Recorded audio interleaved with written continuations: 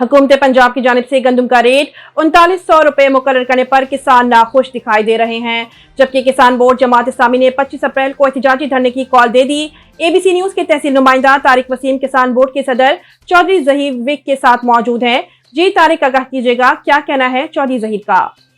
हुकूमत पंजाब की जानिब से गंदम का रेट 3900 रुपये मुकर्रर करने पर किसान नाखुश हैं। किसान बोर्ड जमात इस्लामी ने 25 अप्रैल को एहतजाजी धरने का ऐलान किया है कि ज़राअत को पाकिस्तान की रीढ़ की हड्डी कहा जाता है, लेकिन जब से ये मुल्क कायम हुआ है तब से लेकर आज तक जो हुकूमत वक्त ने सतीली माँ जैसा सलूक हमारे किसान भाइयों के साथ हमारे साथ रखा हुआ है, ये किसी से भी छुपा हुआ नहीं। जब भी गंदम का वक्त आता है डीज़ल की कीमतें बढ़ा दी जाती हैं, खाद हमें मैसर नहीं होती।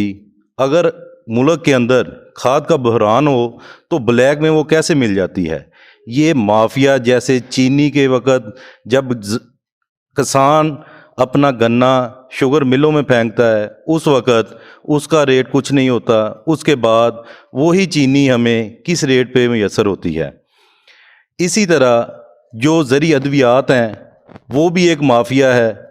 अगर हम बात करें तो जब चावल की फसल जिनस आती, कोई भी जिनस जो किसान से वो बचता है, वो जब भी मार्केट में आती है उसका रेट जो है डाउन हो जाता है। शुक्रिया ताहिर, तफसीलात से आगाह करने के लिए। नाज़रीन, मज़ीद किसी भी किस्म की खबरों के लिए देखते रहिए ABC न्यूज़ पाकिस्तान।